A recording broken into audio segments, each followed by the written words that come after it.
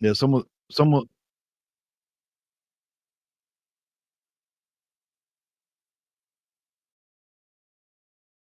no, some people are saying I hear myself talking back to me.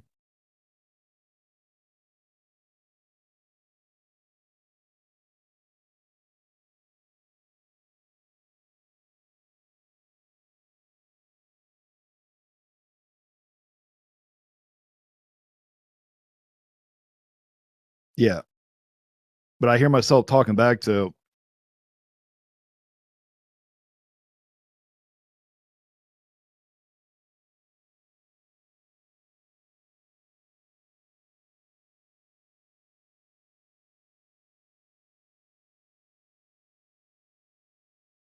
Hopefully this does not echo. Hopefully it does not echo.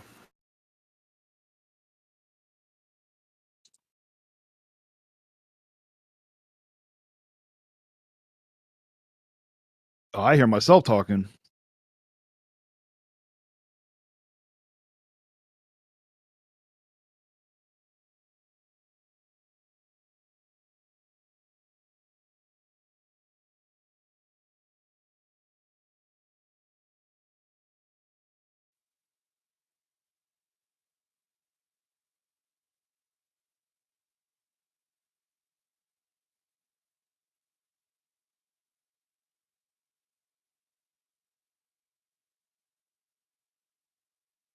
One thing I did was join Discord because when I tried to restream, it just kind of like it kind of represented what you already had. So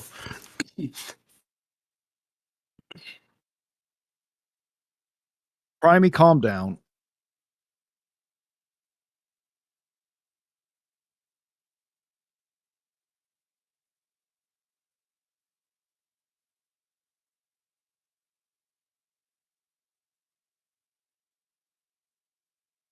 you can still hear me now. Can they hear me though? Okay. Jack Yeah, but said it's he just could an hear me. echo.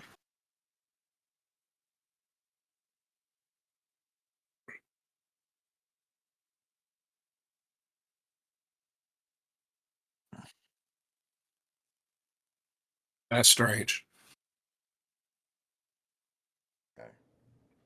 Can you hear me now? Can you all hear me? Yeah, but it's so distorted. Okay. Maybe if I mute this. Now, can you hear me? A little better, That's strange. but I still hear an echo.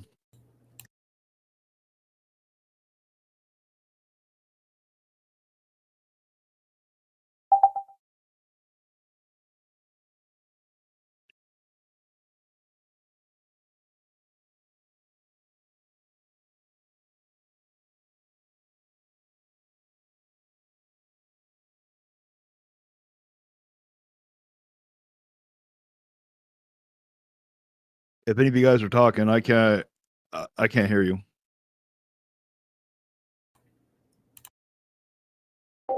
They're saying they can hear us. Yeah, but I hear myself talking back to me.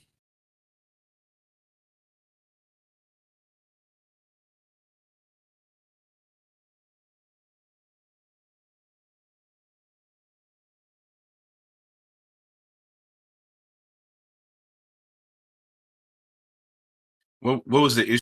Restream. What was the mic issue you were having, Vigilante? It wasn't letting me use it.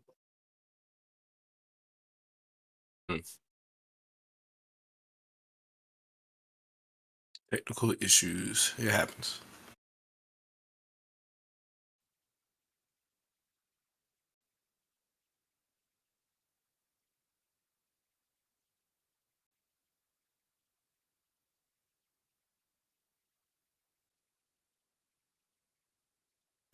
Prime just said he can't hear you.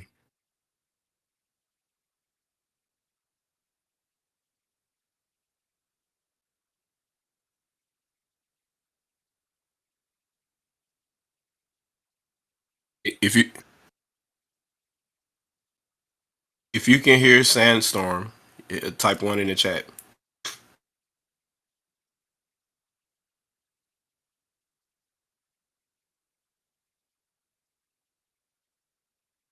I have no idea. Let me try to see if I can create another.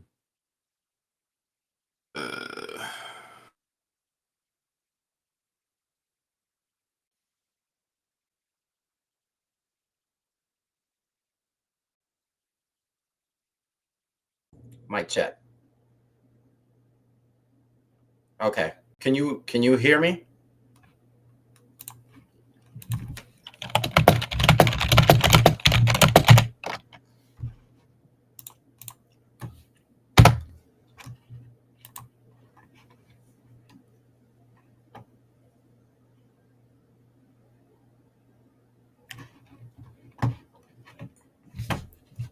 Let me send. Can you hear me? Yes, now we can. Okay, so Prime can hear me. So can everybody hear Vigilante? Yeah, I can hear myself talking back to me also. Okay. And can everybody hear Shadow?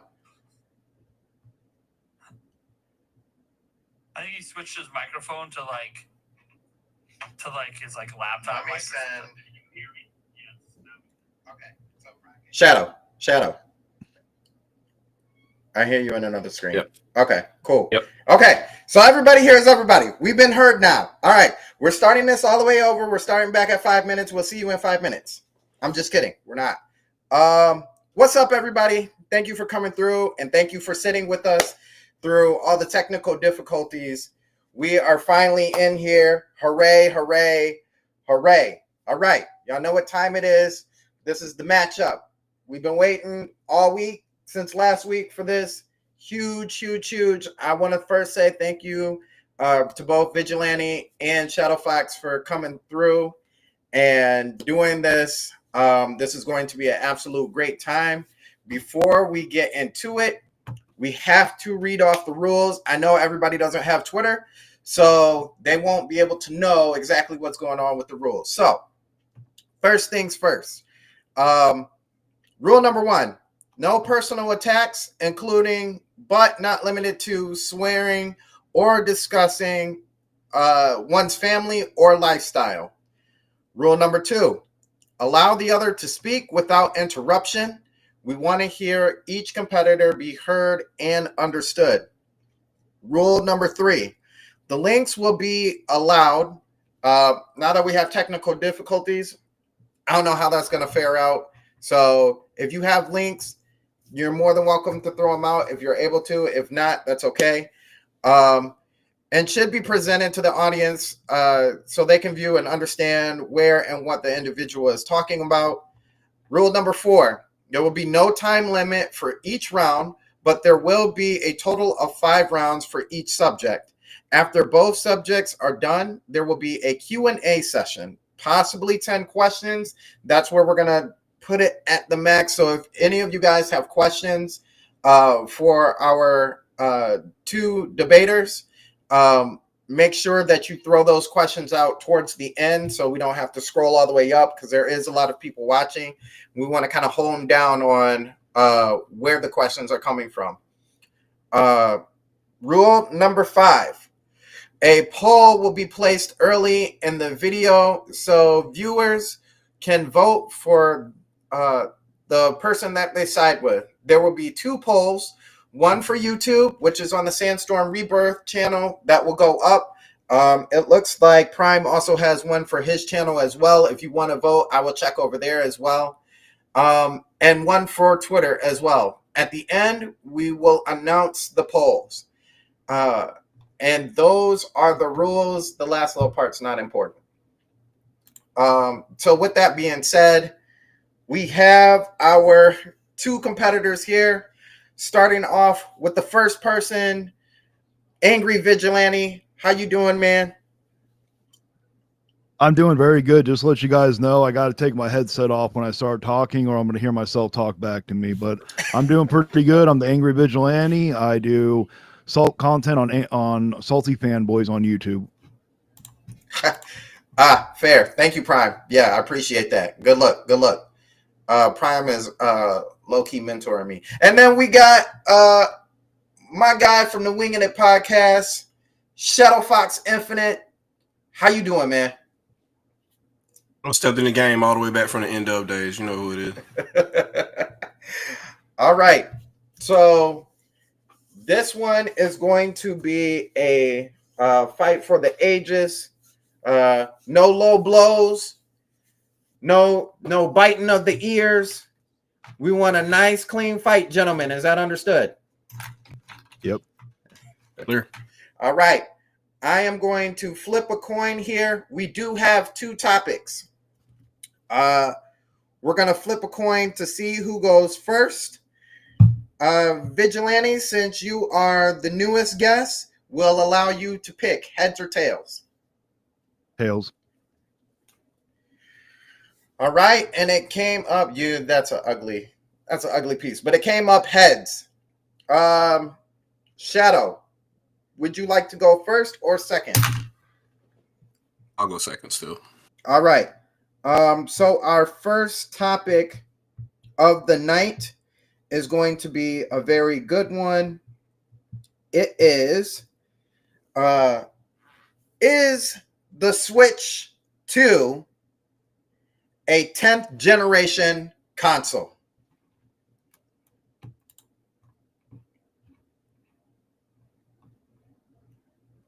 You want me to start? Yeah. Whenever, yeah. Oh, I was waiting for you to tell me to go. And here we go.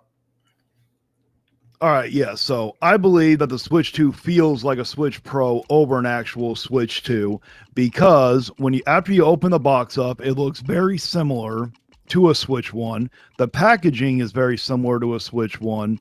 And also when you start it up, the startup screen is almost virtually identical to the Switch 1. Also, the UI is very similar to the Switch 1. And then after you dive into Mario Kart World, it literally makes you forget you're even playing on a next-gen console. Graphically, it looks virtually like almost identical to what Mario Kart 8 Deluxe is. And that's why I believe it's more of a Switch Pro than an actual Switch 2.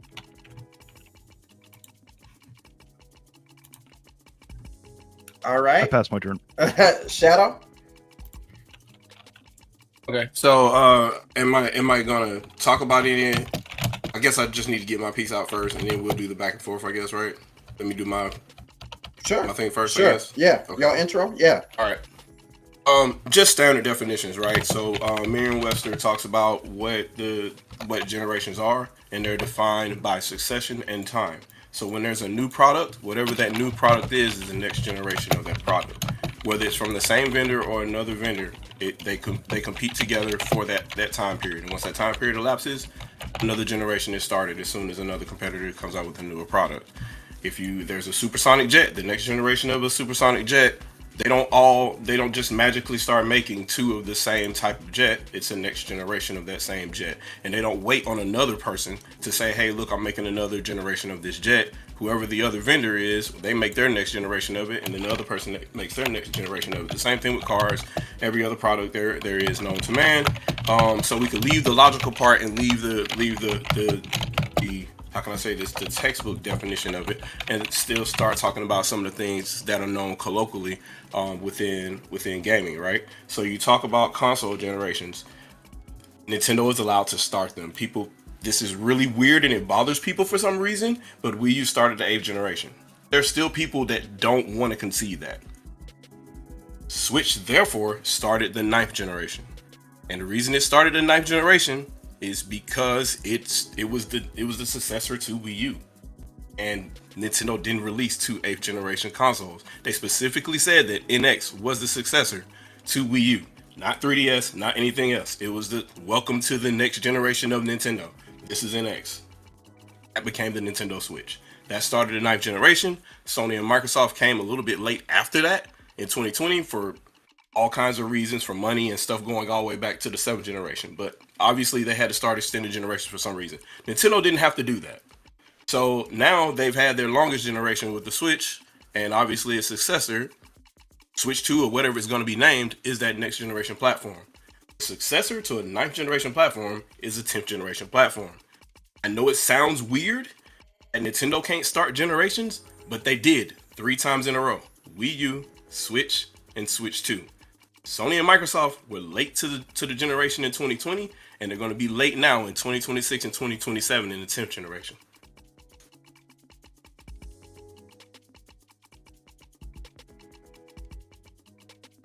Okay, just so everybody, I barely could understand what Shadow said because of how bad the echo is on his mic.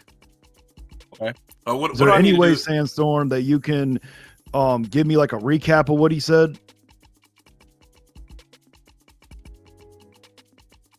Yeah.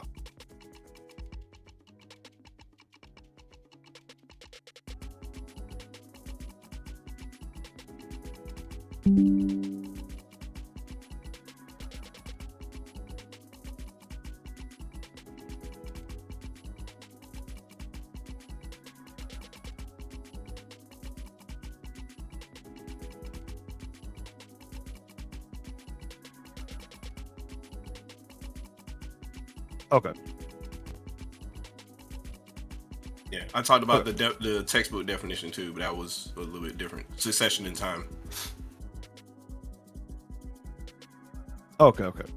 All right, so I'm not denying that Nintendo was calling it the 10th gen. I've already conceded that before, but I'm just saying that it feels like a Switch Pro because of the reasons that I sat there and said. Now, I know that the Wii U was the 8th gen. I know that the Switch was the 9th gen. That's actually the first time I've ever heard of people saying that the Switch was a Pro over the Wii U. So this is going to be a little difficult because when I talk if it's an echo, I don't know how we're gonna. Vigilante, can you hear me at all, or is it just all mumble to you? I can hear you, but hold on. I can hear you, but it's like right after you talk, like another second, it like re-echoes and says everything you said all over again. So it kind of like almost mumbles together. Why is it looping? Oh man. Yeah, this is making things a little difficult here. Oh, okay. All right. So we'll try to do point by point. I'll try to do it as slow as possible. So everybody else can hear. But Vigilante, you made a point regarding it feels the same. I'm not going to argue opinions here, but I will say you have to look at not even history, just recent history. Microsoft made all their UIs look exactly the same, and I'm fairly certain that the Xbox One and the Series S and Series X are not of the same generation. That much I will say, and I'll just give you time because there's no. If I'm echoing like that, you won't have a chance to reply. You won't be able to hear anything. So, Sandstorm, did you hear any of that, or how are you able to? Okay, but that was my counter to the first point you made about the UI. Okay, so are you because it was kind of hard to understand? Are you saying that the UI from the Xbox One to the Series X looks the same, or was that what you're trying to say? Yes.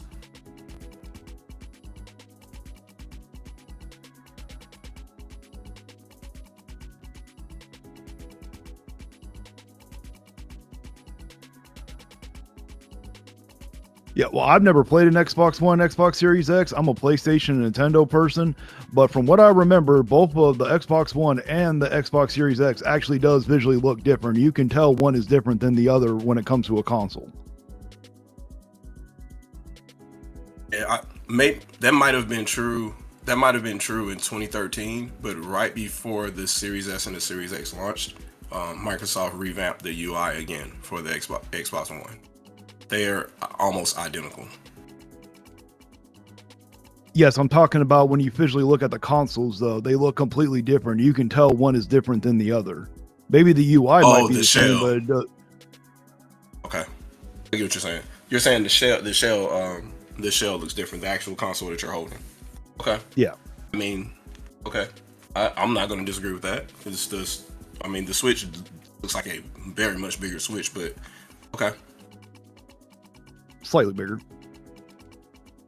Very much bigger. When you held them side by side, right? No, I have not. Yeah, it's it's unmistakable once you have them side by side next to each other. It's the screen itself is as big as the entire Switch with controllers together. It's it's a like pretty less big than an inch difference. bigger. Nah, it's more than an inch because you got an inch on each side for the Joy-Con themselves. It's a pretty big difference. I have a video I'll eventually upload anyway with my unboxing on it, but everybody's seen enough unboxings to know. It's a pretty big difference between those two. The box it does not tell what it looks like once you open it. I don't know what the other point was. I missed the other point. You said the UI. You mentioned something about the graphics. What about the graphics? Mario Kart World does not look much different than Mario Kart 8 Deluxe graphically. When it comes to a launch title, it's supposed to sit there and showcase what the power of a new console can do, and they did not pick the correct title to do that. That's another reason why it feels like a Switch Pro over a Switch 2. What do you mean by graphically, and there's no difference? Mario Kart World just looks slightly graphically better than Mario Kart 8 Deluxe. It does not look dramatically better like you would get with a next-gen console. Okay, could you elaborate a little bit more? Is there a better example or something? Or because I'm trying to figure out exactly what you mean by that. Well, yes, like when you look at Donkey Kong Bonanza, for instance, like when they put the attention to detail with that trailer, like how the graphically looks in the game, it looks graphically better than any of the Switch 1 first-party titles that I've ever seen. Mario Kart World does not look like it's graphically better, like a dramatic graphically better than the other Switch 1 first-party titles. What makes you think Donkey Kong Bonanza does that and Mario Kart World does not? By visually looking at it. And what are you from the looking trailer at though? What are you seeing?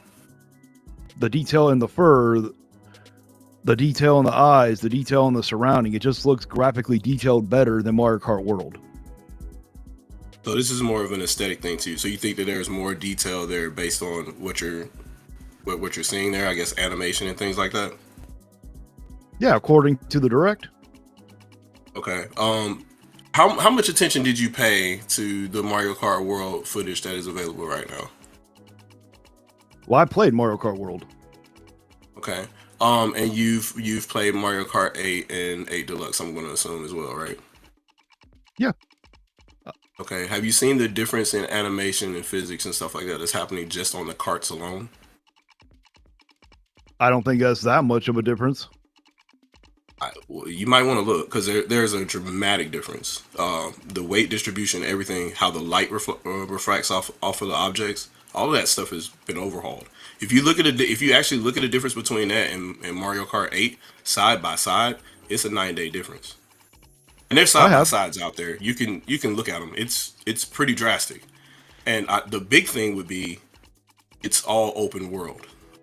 They Xenobladed this game, which is that's one of my little takes that I say at this point, which is not something that would typically happen on Switch to begin with anyway, unless it was Monolith Soft doing it, and it definitely would not be at this scale, and it definitely would not be at the high resolution that it's at right now. I believe it's 1440p in some cases or whatever, but it's obviously an extremely high resolution game with high resolution textures, and that's definitely not something that would be considered in the realm of what Switch would be capable of doing without severe limitation, or how can I say this, impact on RAM more than anything else, because Switch is more fill rate limited on RAM than it is anything else, and then after that is CPU. And I mean there's just a 9-day difference there. So I would say instantly, as soon as you play Mario Kart World, you understand immediately why it is not Mario Kart 8. It is a completely different game. I mean, feel free to disagree, but based on the reasoning that you're giving me, I can't connect them together as in them being a consistent flow of thought. Like for the same reasons that you would say Donkey Kong Bonanza is looking better because there's more detail, brand new characters, stuff like that, I would say the same for Mario Kart World. not only are there more characters on screen at one time, there's 24 erasers at one time. In addition to that, so that's more CPU and GPU intensive. It's also more network intensive as well, and the system seems to have no trouble holding that up. So I don't know if that was too much because of the feedback, but I hope you got a gist of it. All right, I'll try to remember everything you said and talk on them.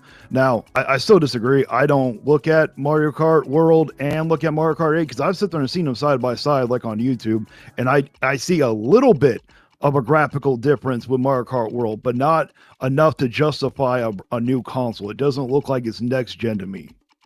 Is there anything else I missed? Okay. I guess my next follow-up question for that would be, what would make it next gen? Well, I believe from what I've seen in the direct, Donkey Kong Bonanza does look graphically better than Mario Kart World. I think that might be next gen. We will have to wait and see if it plays as well or it looks as good on the console itself. No, I mean specifically for Mario Kart World, what would it have to have for you to consider it to be next gen? I just think it should look graphically better. In what way? What are we talking about?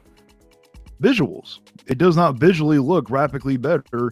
Well, it looks slightly graphically better than Mario Kart World or Mario Kart 8 Deluxe.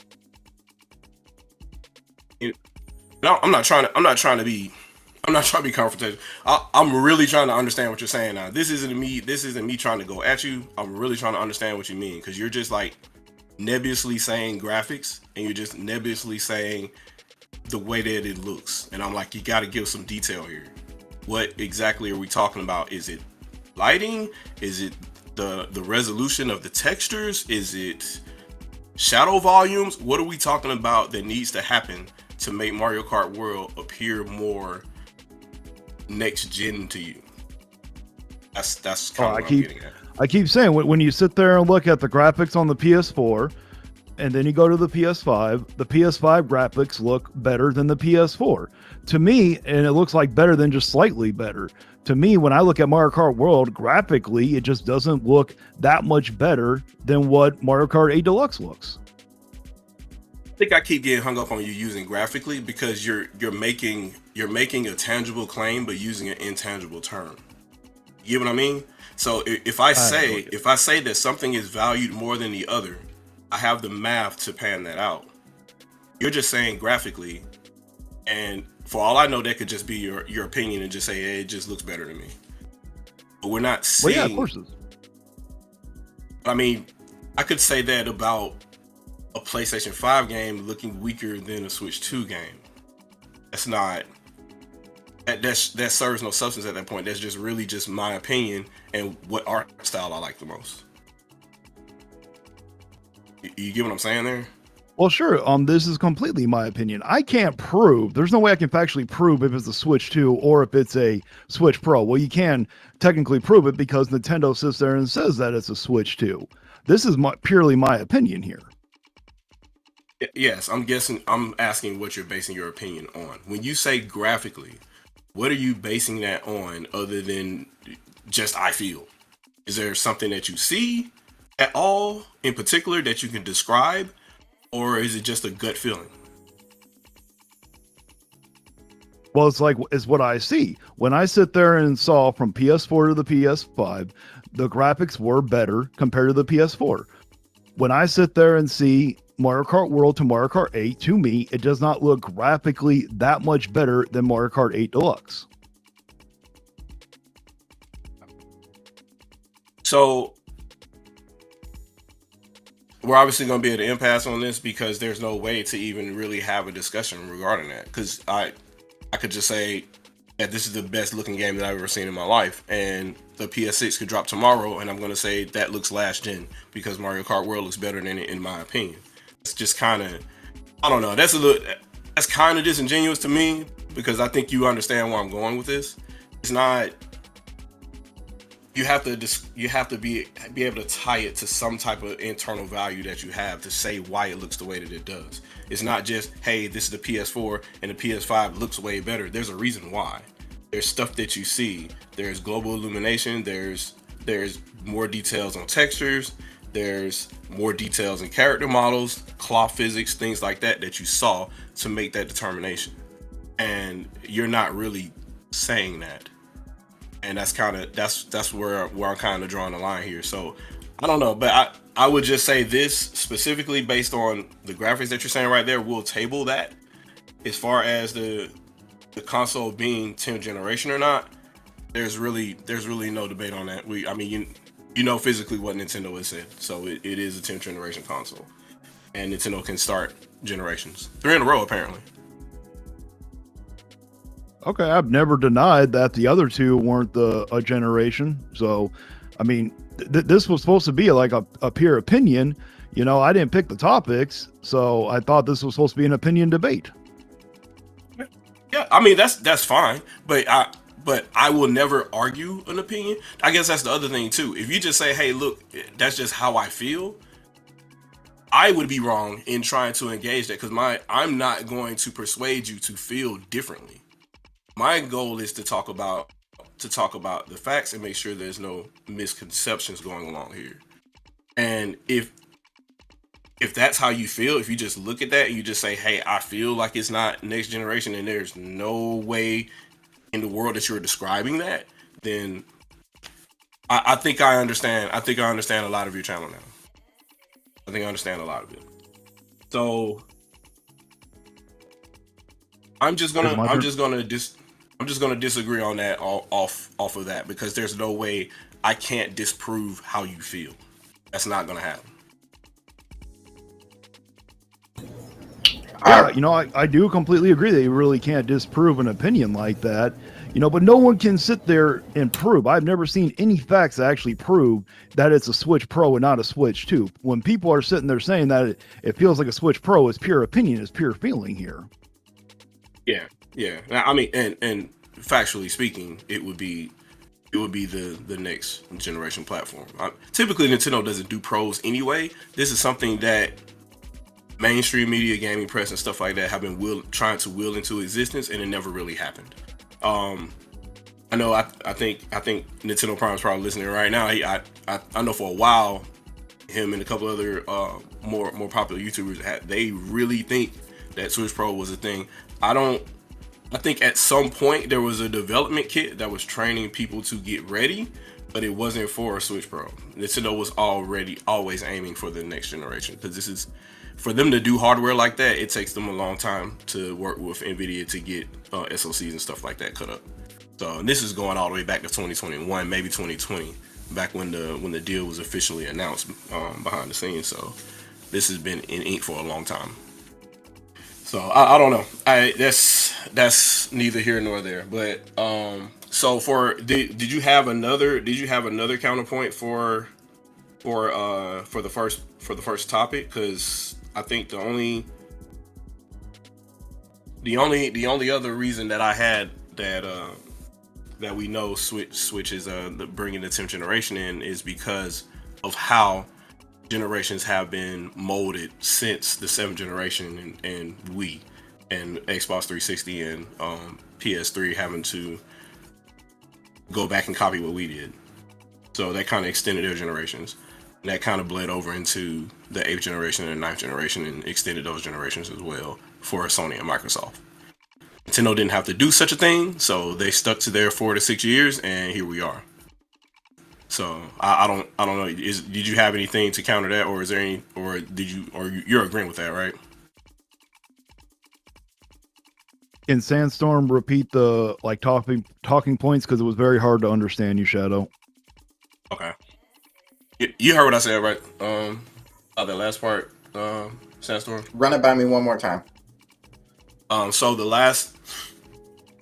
I'm asking if he agrees about the 7 generations being stretched out for Sony and Microsoft, 7 to 8 generation being stretched out, and that's kind of where we are because Nintendo didn't have to. He's basically asking, are you in agreement with the 7th generation being stretched out with Sony and Microsoft, and because of that, you know, that's where we are today, because Nintendo never really had to stretch out their generation. The time during that generation, I should say. I don't really understand I don't really understand what he's trying to say. I don't understand the talking point really. So basically, are you in agreement with the Nintendo pretty much starting each generation, the last 3 generations, 8th, 9th, and 10th generation? Okay, yeah. The Wii was the 7th. The Wii U was the 8th generation. The Switch was the 9th, and technically the Switch 2 was the 10th. Yeah. Okay. All right, good. So I guess we can move on. I guess then at that point, All right. unless he has any other closing arguments. No, I said what I said. I gave my opinion. Okay. Well then, ladies and gentlemen, we are on to the second topic. This one is quite juicy. This is a juicy one. The topic is, or the question is, are third-party publishers at fault for gaming key cards? Now we had allowed, Shadow said he allowed you to go first, Vigilante. I will allow you to pick whether you want to go first or second. I'll go first. Okay. All right. Well, I believe that both are at fault technically, but ultimately it depends on the situation. When you have companies like we'll use Bravely Default and Tetris, when they have such a small game like that, and the only option is a 64 gigabyte cartridge and then the game key card, then ultimately that's Nintendo's fault, because Nintendo should give them more options of what sizes of cartridges. Now, if a company's coming out with like a 50 or 60 gig and they choose to put it on a game key card, that is ultimately the third party's fault. But also, I believe if people are going to go after the third party, they should also keep the same energy for Nintendo when they're the ones that created those game key cards in the first place. I passed my turn. All right. So with regards to that, the very first thing is we still have not confirmed whether or not that there are only 64 gig cards available. I know that, yeah, I've opened my Mario Kart World cartridge too, and it for whatever reason, that game that's 20 to 30 gigs or whatever is on a 64 gig card. Still don't know what's going on with that. Not sure if that's a thing or not, or that confirms whether or not there's only a 64 gig card, or there may just not be a 32 gig one. There's no way to really know. In addition to that, I would say if we're going to pass the buck to Nintendo, the question is, why did Nintendo create the game key cards then? If it's not for third party, why did they create them, and why isn't Nintendo publishing any games on game key cards if that's the case? That would be my counterpoint to that. Well, my guess is the reason why Nintendo created those game key cards was to try to appeal to a lot of those third-party people. But it doesn't matter if Nintendo uses a game key card or not, or puts it on the 64 gig. That's the bare minimum for Nintendo to put their own game on a physical cartridge. So I'm not going to applaud Nintendo for doing the bare minimum. That's understandable. But what you just did, though, was concede my point. If they did it to appeal to third parties, why are they doing it to appeal to third parties? And I think you kind of know where this is going. I can barely understand what you just said. Why didn't Nintendo create game key cards to appeal to third parties?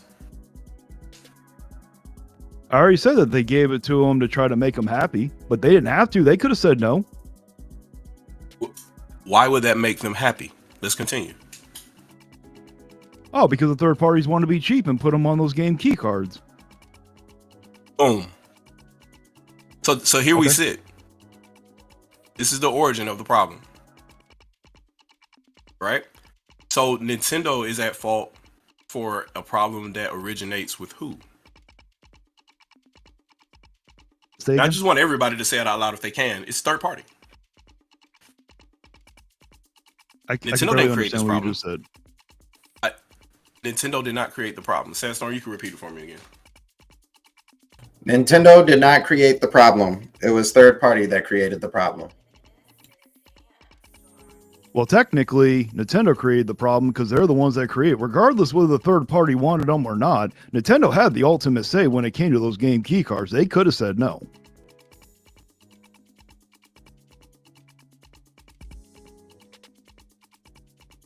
I passed my turn. With the game, with the game key cards being there, right? One game is Street Fighter 6. That game could fit on a 64 gig cartridge. So I don't really think it's about the availability of the sizes. Okay, Capcom with is a Street big Fighter 6, third-party that is publisher. ultimately Capcom's fault. They could have put the base game on that 64 gig cartridge and then did some type of code or something for the season passes. They obviously couldn't put both season passes and the base game on the cartridge itself. It's too big. But no, that in that situation, yes. But if you look at like Bravely Default, that situation is ultimately Nintendo's fault because they didn't give an option for a different size cartridge. And also, you got to look at the Tetris one on top of that because that game has such a small data too. They don't need a 64 gigabyte cartridge for those. I feel like I need to rebut that point again because you're stating that as if it's fact. We do not know if Nintendo only has a 64 gigabyte cartridge. He reiterated that twice as if it was fact. We do not know that. That is rumors that's been spread around and we have not confirmed that. So we can't assume that as a premise. Well, until Nintendo comes out and says that there are different sizes, or if someone comes out and says and shows proof, my opinion is still going to stand that there's only a game key card and a 64 gigabyte cartridge. Now, you know that's an argument from ignorance, right? That's a fallacy. No, it's You not. can't say an absence of evidence is evidence of absence. You can't do that. That's not how it No, works. because to my knowledge, there is only a 64 gigabyte cartridge and there is only a game key card. So unless there's more evidence to come out and show, my opinion is still going to stand where it stands. There's only a 64 gig or there's a game key card. Now, unless you have other evidence to support that there is other size cartridges, then my opinion is going to stay the same. You're doing it again. If you're making the claim that there are only 64 gigabyte cartridges, then you have to prove that. A statement from Nintendo or from somewhere or from, at this point, Macronix saying that is all that we produce. We know that isn't true and that statement doesn't exist. So So far, all to we my know, knowledge, your knowledge, but you cannot state that as a fact. You can't make that into a premise. do you have any proof that there are other size cartridges besides the 64 gig or the game key card? Other than the evidence that the manufacturers are still the same? No. But I don't have to because you're the one making the claim that that's all they have. To my knowledge, there's only a 64 gig and there's only a game key card. So unless there is other evidence to support that there's not, my opinion is still going to stand the same. Again, that's an argument from ignorance. You can't do that. Absolutely I've never seen what an astronaut does on the International Space Station. I've never seen what they do up there. I have to take their word for it, right? But at the same point in time, I can't sit here and say that what they do doesn't exist because I haven't seen it myself. Okay, I'll give them the benefit of the doubt when they sit there and talk about the space station. Yeah, Unless there's more evidence to support that there is a reason for me not to believe them. There's a thing about empirical evidence, though, right? So the empirical evidence that we have right now is we know there's a 64 gigabyte card. We know that there's so many kilobytes of a game key card, right? We know that because we physically have them in our hands. We see them. We know that there's a 64 gig dual card, which prompts the Switch to download extra data for the Switch 2 version of a game, right? We know that exists. We know that dual cards exist that also work on Switch 1. We know those exist. Those different models, there's 4 different models of cards that exist that are made either by Lapis or Macronix from the data that we understand. For everything that we've heard about, every outlet that has said there's only 64 gigabytes or whatever, they're based on rumors though.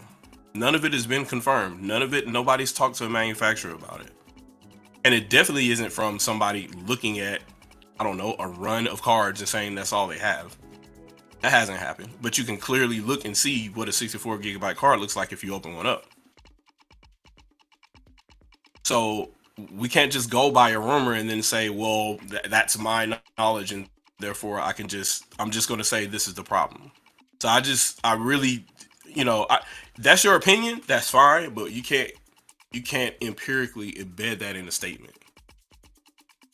You can say, Well, you know, if they I have feel other that there size are. cartridges, let's say just for an argument's sake, if they have like a 32 gig or a 30 gig, and a company's coming out with a game that is that size, and they choose to put it on a game key card, then I will believe that it is the third party's fault over Nintendo.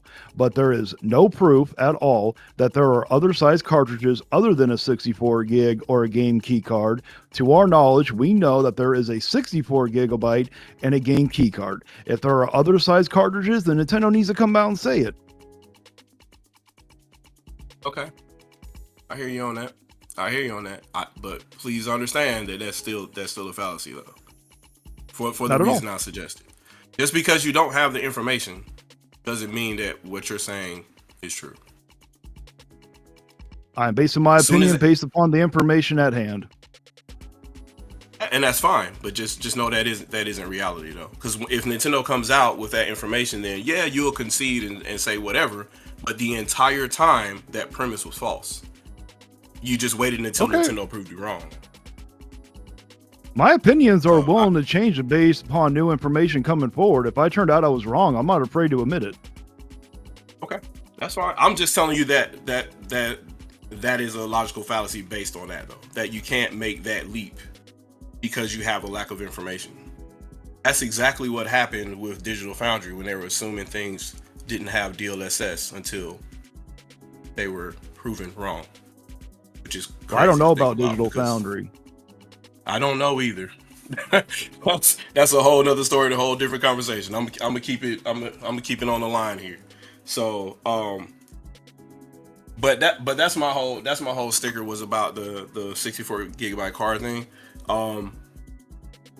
We can't really blame it on them if we don't have the information to suggest that. Like if they did only have 64 gigabyte cards, which we still don't know, maybe you would be right about blaming Nintendo on that. They didn't give them enough options and stuff like that. But we don't know. And we also know that if third parties are given the option to fit their game on the 64 gigabyte card, they still don't want to do it because Capcom didn't. They're a very big third party and they did not do it for Street Fighter 6. They did not. I mean, the game key card still works well, but no, that could have been all on one card. It most definitely could have been. So even when the third parties can do what they're supposed to do, could do what they're supposed to do, they still don't. So I don't even know how you could. I don't know. All you have to do is look at the list of games on Switch that have downloadable content required on those cases, and look at some of these other games that got ported and they were only on 8 gigabyte cards and it was like a 32 gig game, but they compressed everything to hell and back. Like, these publishers don't want to spend money on these cards at all. They just don't want to do it. They want everything to be digital because it's kind of free to them. So that's what Nintendo was doing. They were trying to aim towards that and saying, hey, share costs with us on our server and you could download the game there. I would not fault them for that. Because all they were trying to do was increase their retail space. They still got to pay for it. Why would they want empty shelves or just stuff that just 9 million Mario Kart worlds lining up the shelf space? So I guess if you think about it from that aspect, it makes a lot more sense as far as their decision and why they chose to do what they did. Because if Nintendo said, hey, put all your games on a card or don't publish with us, the games won't show up at all. Then whose fault is it? They will blame Nintendo again. Okay, so when it comes to Street Fighter 6, it's absolutely Capcom's fault. That one's not Nintendo's fault. They could have used that 64 gig cartridge, they chose not to. But when it comes to games that are the smaller games like Bravely Default, Tetris, those are Nintendo's fault because the only options that we know of at this moment is a game key card and a 64 gig cartridge. Who published Bravely Default? Square Enix, I believe. Square Enix, when they had the opportunity to use the right size of card on Switch for, let's say, any of the Final Fantasy games, really. Final Fantasy 7 and 8, I believe, were on a dual cart. How did that work out? I'm guessing that they use the game key cards, or what? I'm guessing they use the smaller size, correct? only Final Fantasy VII is on that cartridge. Well, I'm sorry. I'm thinking Okay, of. well, I'm thinking if of they 10 had and the 10 2. options to use the 10 and actual 10 2 is right size what I'm thinking cartridge and about. they chose not to because they wanted to be cheaper, then that's Square Enix's fault. But it doesn't matter what they did on the Switch 1. You know, the Switch 1 didn't have major third party AAA titles. Doesn't mean Nintendo shouldn't be trying to go after those major AAA third party titles. So they still should sit there and try to give different size cartridges. Now, if the third party choose not to use them, then that's the third party's fault on that one and not Nintendo's. I'm saying there, if that was the case on Switch for 2 ports of old PS2 games, right? They didn't want to spend for the extra space for those 2 games. The entire second game, 10-2, you had to download the entire game. If they didn't want to spend the money then, you know they don't want to spend the money now. That's just okay. that's Well, and just when it comes to the Square Switch Enix. 1, that's completely irrelevant. We're in a new generation. They should still Nintendo should still give them the option to do it. And if they choose not to do it, then yeah, we need to blast the third party people for that.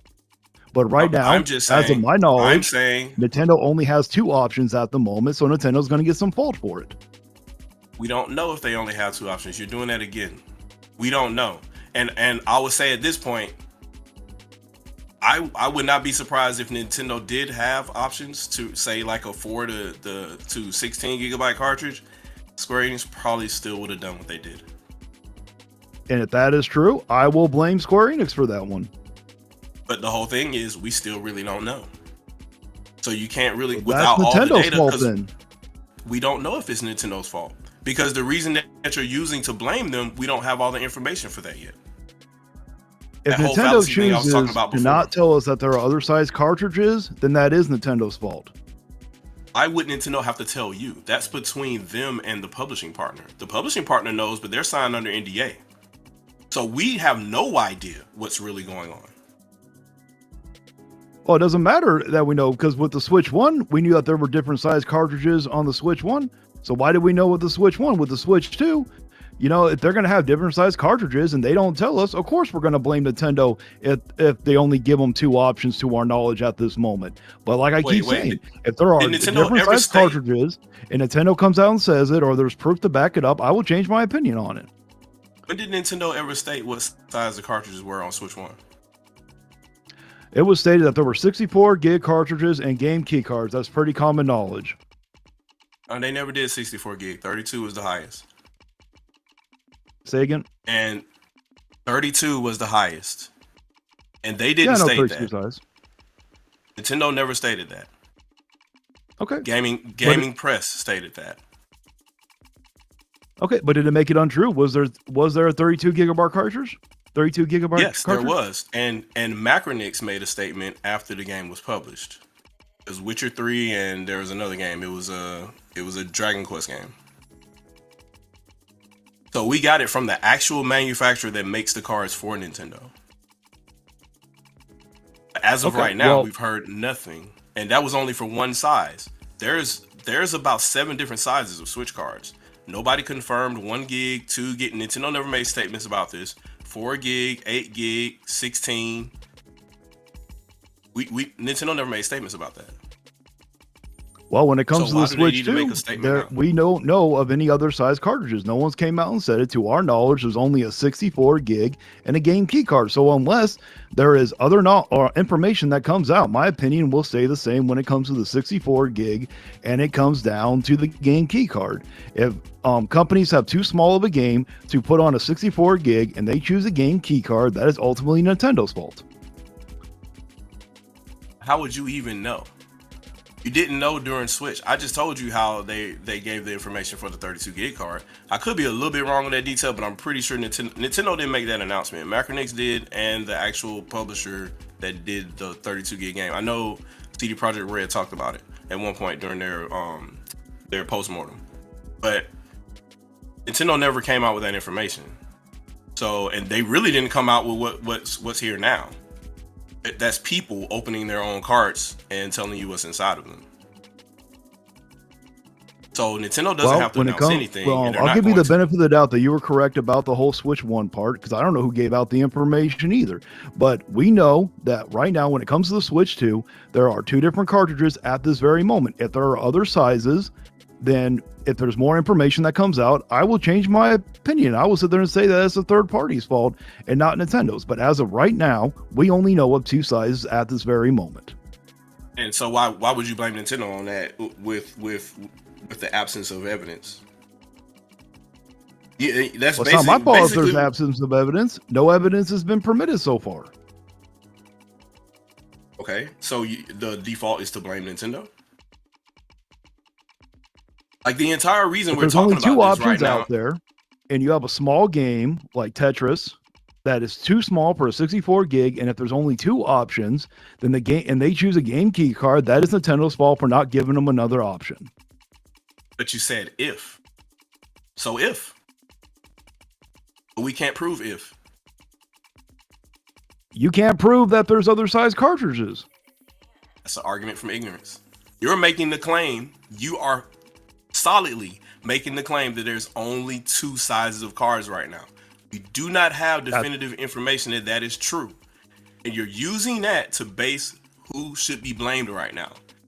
Are you not understand? I've been explaining this for like the last 20 minutes now.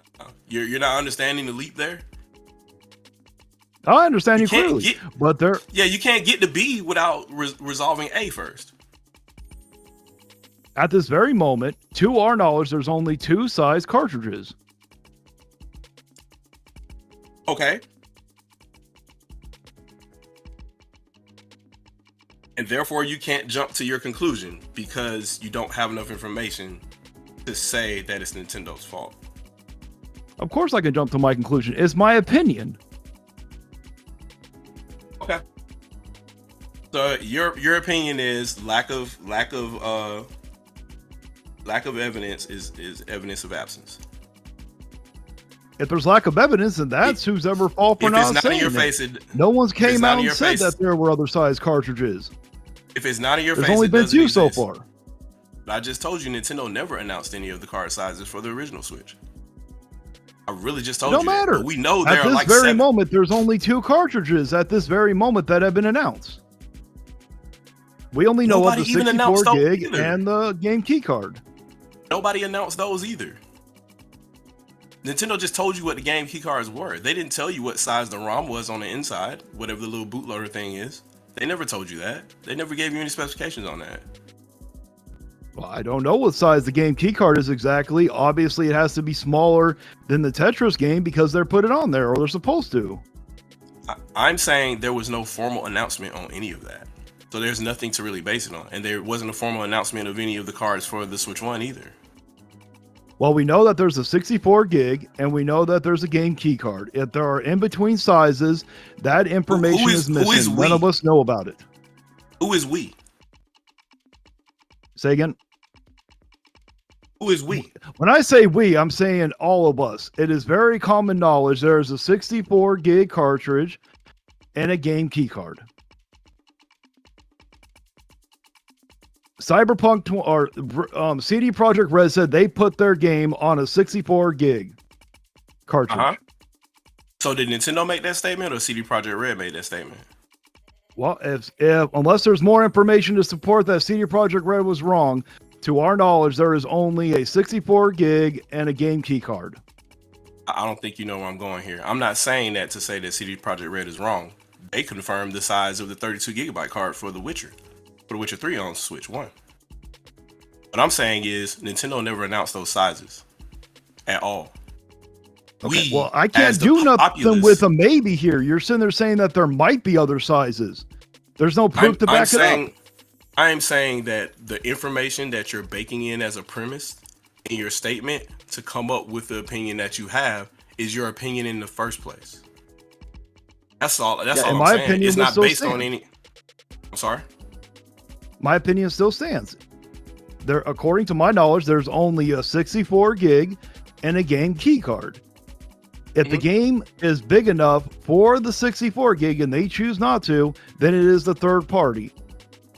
If it's a 20 gig game and all they have is an option between the 64 gig and a game key card, and they choose that game key card, that is also Nintendo's fault for not giving them a different option. But you don't know. Neither do you. None of us know. You get my point though. But I'm not saying Your my point makes no stance sense. Isn't. But my point is we don't know. So my None of point us isn't know. disproven. My point isn't disproven. Your point is because you don't have enough evidence. No, absolutely not. My point is not disproven. You don't have enough evidence to make it. You don't have enough evidence to make your point. You're sitting there saying it based upon a maybe. My point is we don't know. So of course my opinion is correct. We don't know. We don't have enough information. Of course. And if you have other information, I will gladly accept it. The whole point is I don't, which makes my opinion accurate. Yeah, and with my opinion, You don't have it to either, our so knowledge that makes right your now, opinion- the information at hand, we know of a 64 gig and a game key card. With the information at hand. From where? I've already told you, CD Projekt Red came out and said that they put it on a 64 gig cartridge. CD Projekt Red, right? So Yep, who that's what I said that said. there is just 64 gig? I never said that there were just. I said that to our knowledge, we only know of a 64 gig and a game key card. So based on the only information that you got confirmed, that's what you're going to go on, and that's the conclusion you're going to draw from just that. That is There's the a only whole information gap. anybody can go off of. No one can go off any other information. There is no other information. Sounds like we are at a perfect impasse. Which is good. So we have hit our 2 questions. We're gonna get into some of the juicy good stuff, because now it is time for the questions from the audience. If you have a question, I know Prime is streaming on his channel. I can't look like down and up at the same time. So if you have a question, shoot over to the Sandstorm channel real quick. Throw your question out. Both of our guests will have the time to be able to answer on how they feel about each question. So starting off, I know there's going to be some questions in the channel. Looks like we are quite active. Let's see.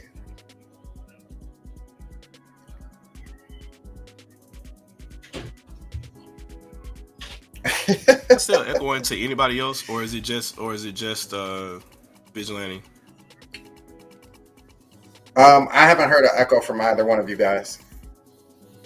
Okay, I didn't hear okay. an echo either. So Okay. I'm gonna have to write the second one down. Prime asked the first question. Shout outs to Nintendo Prime. He says, "Why is Nintendo anti-consumer with Switch 2, or why not?" I'm assuming those questions directed at me. They're actually for both of you guys, so you both will answer. You can go first, Shadow. why is Nintendo anti-consumer with the Switch 2? Or why not? I mean, I'll make cases for both. I'll say they're anti-consumer right now because I mean we need a couple more games to play.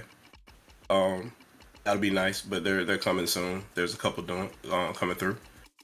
And there's for them not being anti-consumer. I mean, several reasons. Obviously, they're I'll say for the anti-consumer part. Well, I won't say anti-consumer because streamers and other people trying to make money off Nintendo's IP are not consumers. But those are the people that complain a lot. But for Nintendo not being anti-consumer, I mean, my biggest case for that is they give the gamers what they want. If you want the game, you buy it. Nintendo responds based on what you buy, and it obviously works because they keep they're the only people that have evergreen titles. Like no other publisher really knows what that is. But Nintendo keeps their value high on games for a long time, obviously, because people still want to buy them at their price. And there were a couple times when Nintendo did have to lower them down when they had the selects or whatever, when they were $20 on other platforms. But that hasn't really happened that much. Usually they keep their value throughout every generation, going back to the NES. So obviously they have a demand for their product because their IP has value. So I would say that's pro-consumer.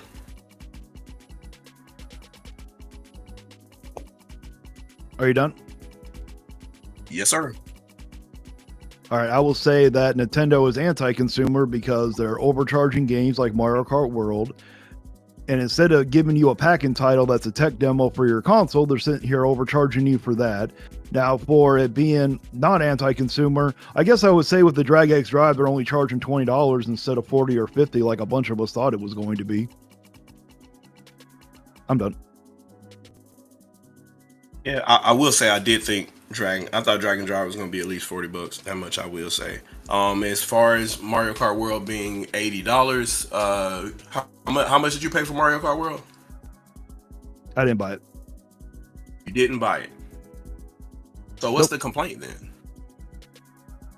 Doesn't matter if I buy it or not. It's still overpriced. Based on what? No game should ever be at an $80. Based on what? My opinion. Your opinion. Yes, in So- most people's opinion. No, not in most people's opinion, because There are most. I don't want to get personal here, but I'm just gonna assume that you're above the age of 30. Yep. Am I correct? Okay. So I'm pretty sure you don't have to go research. You know that games used to be priced based on ROM cost, right? Basically priced on what? ROM cost. Do you remember those days? No, I do not. Okay, so $200 Neo Geo cartridges. You don't remember any of that? No, I do not. And I Okay, would say it's so- overpriced. So back then it wasn't overpriced because it was actually priced based on how much ROM was on the cartridge back then. And ROM was expensive. And it actually kind of still is right now. And that's the majority of what you're paying for on a cartridge right now. Mask ROM is not cheap. Yeah, I do not believe that they charged Mario Kart World at $80 because it cost that much to make. I believe that they sat there and charged it because they knew they can get away with it. Just in your opinion, just float it out here. How much do you think one 64 gigabyte cart costs to print? If I remember correctly, it's $16. If you remember correctly, from where? I believe I I'm heard that asking from you off the Nintendo top of your Prime. head. From what? I believe I heard that from Nintendo Prime.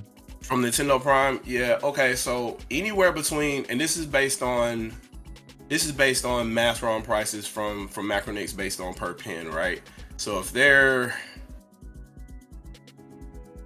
it could be anywhere between $15 to $20 depending on how much they're charging per megabit per pin, and it depends on how wide each set of pins are. So, and the last time I did the math on this was a long time ago, but Macronix was charging anywhere between $10 to $12 for the original Switch carts back in the day, up to 32 gigs. So you end up paying a hefty amount for each cart being printed. Now on top of that, you have to pay a publishing cost to the console manufacturer, and you have to buy them all in bulk. And you have to pay for the retailer because you're paying brick and mortar to put it there. And I don't know what their percentages are to put in the store, but at some point you're not making that much of a profit. So that's why back then, anyway, when you had a 32 megabit cartridge back in the day, or a 64 megabit cartridge back in the day, they were anywhere between $60 to $90. Because that's literally how much it cost them. They passed the savings on to you because they could not afford to pocket the difference. That is probably still going to be the case for a lot of Switch 2 cartridges going forward, just like it was for Switch. And I know, I'll put it this way. I agree with you on you saying that a lot of these games shouldn't be this expensive. it was just funny to me because I didn't hear any of this smoke for when games magically jump from 50 to 60 or when they jump from 60 to 70. I don't know if that's because Nintendo didn't start it or what, but those games jumped to that price and it wasn't even warranted because they were on disc at the time. And disc cost pennies to print. So it's a completely different avenue we're talking about at this point. So I'm wondering why, you know, I would say that you should probably reevaluate that based on cost alone. And yeah, sure, Nintendo is a company or whatever, but they're also a first-party publisher, and they're also a third-party licenser too, and they can't go broke doing a third-party publisher's job. The third-party publisher should pay for whatever goes on there, so they should be paying for all those carts and all the costs associated as well. Okay, well, I will never believe that Mario Kart World, unless Nintendo comes out with the exact amount, how much it costs to make, which we all know they're never going to sit there and tell us how much it costs to make Mario Kart World. I do not believe that they need to charge that game at $80 to make a profit. I believe they could charge it at 70 or 60 and still make plenty of profit.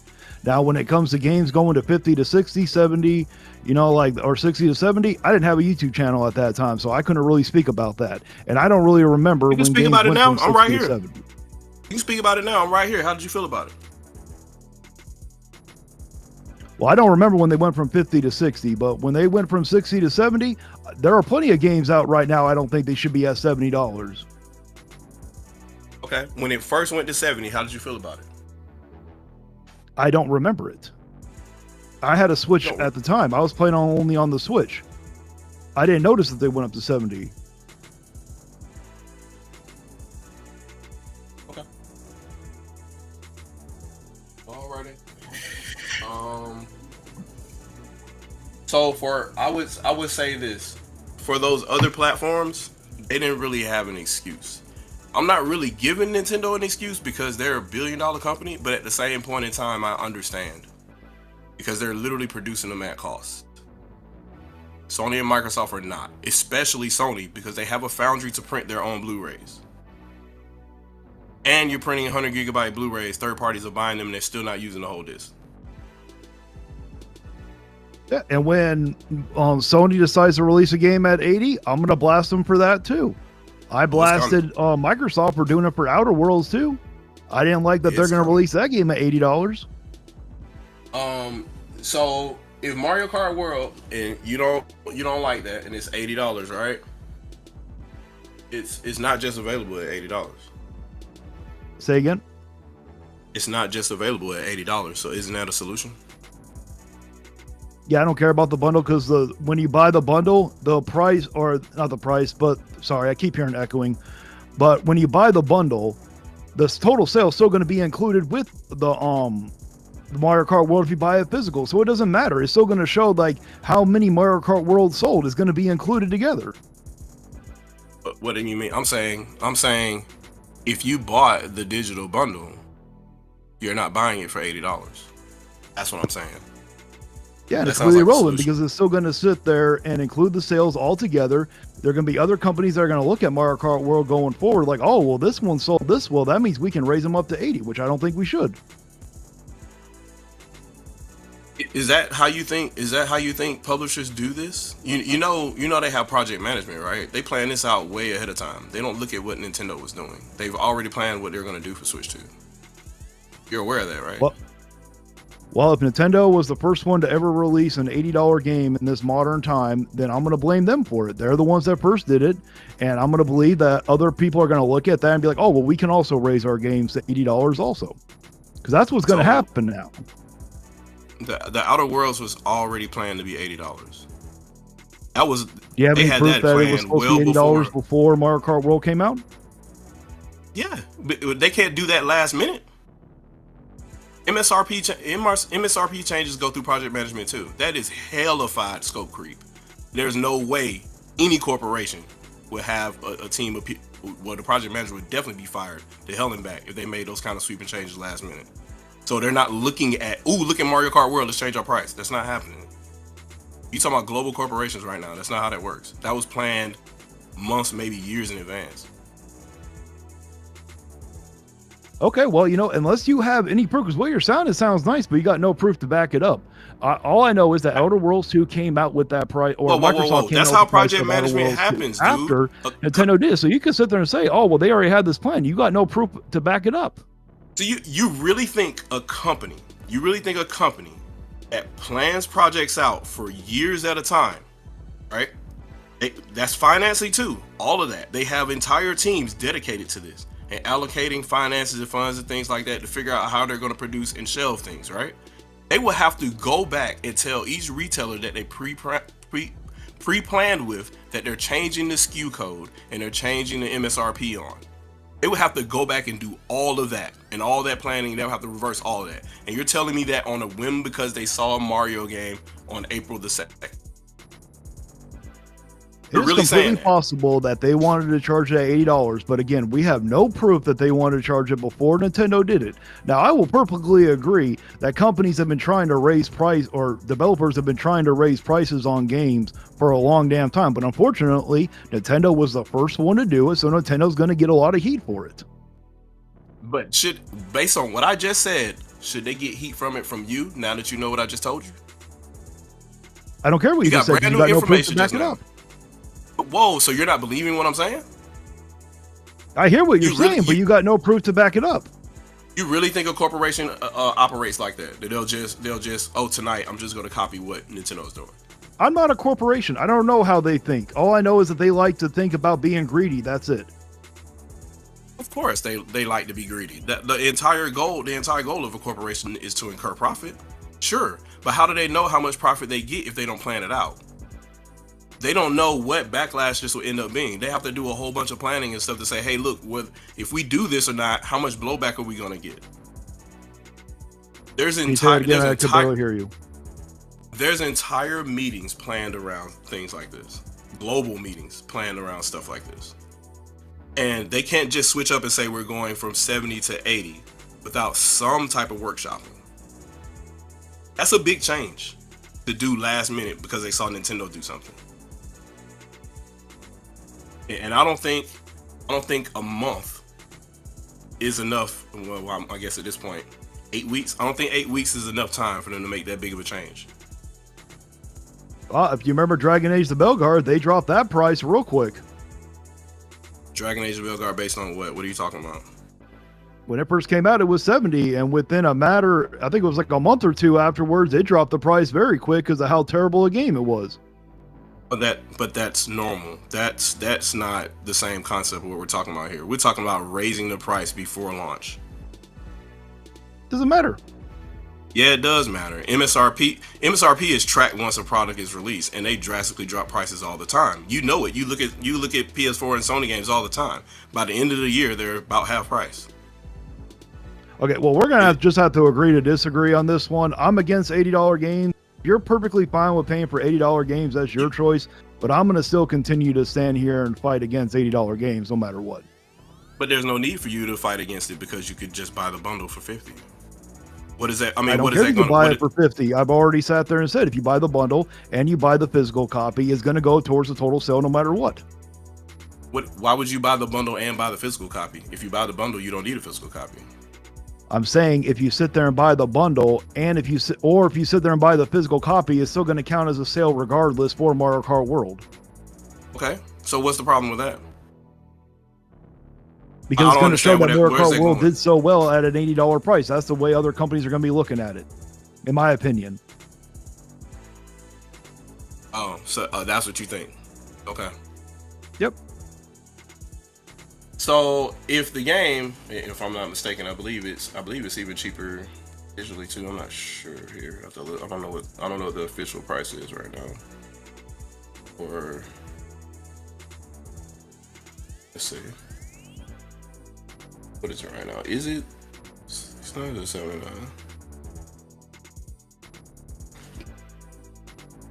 Oh no, their site's slow right now. But anyway, so if that's the case, right? And you're just assuming all of that. So any other game that's bundled, your goal is you want to protest. That's what that sounds like to me. And if you purchase the game in any way, shape, or form, it's not about whether or not it's $80 to you. It's how it looks to other people. that the gist? Say again. Is the I can gist barely hear to what you're sit- trying to say. Is the gist that you don't want an $80 game, or you want to send the signal that $80 games shouldn't be purchased? Because it sounds to me like, number one, you didn't purchase the game at all, and number two, you could buy the game for $50 if you bought the bundle. So it's not about you per se wanting to buy an $80 game or not. It's about how it looks. Okay, so I am a firm believer. I'm gonna say this once again, and that's it. I am against Mhm. any $80 game. No game is worthy of an $80 price tag. I will never buy an $80 game, regardless if they sit there and want to sell it in a bundle. If I go out and buy a Switch 2 right now, I promise you, I don't care if they give me Mario Kart World for free. I'm not going to take it. Well, okay, I might take it to give it away for free, but I will not buy Mario Kart World, period. I will not pay for it Wait. because that is greedy of Nintendo to sit here and charge an $80 game. No game is worthy of $80, period. Wait, why would you take it for free? Because a free game, it's not going to count as a total sale if they're giving it to me for free Hold on. anyways. Hold on, but if it's a free game, it's counted sold. And It's already counted as that sold if they're giving it away for free. I played my cousin's copy of Mario Kart World, doesn't mean I count it as a total sale. But if they gave you a free one, that is a SKU that got sold. It's Nintendo already given gave out you for a free free one. anyways. It's not going to count as an extra sale anyways. It's already free. They're not going to if give it out for Ninte- free anyways. No, if Nintendo gives you one out for free, it counts as a sale that they're comping. But it still counts as being sold, which means that Mario Kart World got sold, and the same thing that you're fear-mongering about, an $80 game looking like it sold well, still happens. It's already been given. It's already going to be counted as a sale period if they give it out for free. Nintendo's not going to give it out for free anyways. If you gave me a free copy, I would play it. How about that? So why wouldn't you buy the bundle then? It's the same concept. Well, number one, I'm not buying the bundle because I don't buy systems brand new, especially for Nintendo, because Nintendo doesn't deserve my money sitting here putting games at $80 in the first place. That wasn't your original argument, though. You said if you bought the bundle, it would still be fulfilling the prophecy of the $80 game. So why would you take it for free then? Because the same concept would still apply. That $80 game would still look like it's getting sold well because that comped system with the game that you got still counts. So why would you take it for free? You're against $80 games. It's free. I didn't pay for it. And it's not going to count. It's already been counted towards the total sale anyways. That's like me sitting here taking a free game from someone else that they're like, here, you can just have for free. They already bought it anyways. So does the $50 one. They already comped you $30 when you buy it digitally with the system. The $50, they're not giving it to you for free. You have to pay for that $50. Yes. So what's the problem? Buy it for $50. Because it's still going to count as that total sale anyways. If you, for instance, with the free said, okay, one, here, I don't want to play Mario Kart World anymore, and you give it to me, I didn't pay for that. It's not going to count as an extra sale at that but point if anyways. Nintendo gives it to you for free, I'm not talking about a person handing it to you that already paid for it. If Nintendo gives it to you for free, it creates the same problem as buying it as a $50 bundle. Okay, fine. I will backtrack and say if Nintendo gives it to me for free, I will not sit there and take it. But if you give it to me for free, here, I'll take it. How about that? Is that better? Thank you for being consistent. Yes, I'll take it. And what about the welcome tour thing that I talked about? About welcome tour? When I said that it was anti-consumer to make us pay for it. When it should have been packed in. I think that just like the cartridge situation, you don't have enough information to make that statement. How do I have enough information to make a statement about welcome tour? Because value is determined by the market, right? I never said that it wasn't worthy of $10. What I'm saying, it should have been a pack-in title. It says it's a tech demo for your console itself. And you're saying it's not worth $10 then? Or you're saying that the Switch 2 should cost $460? No. I think it should have been a pack-in title.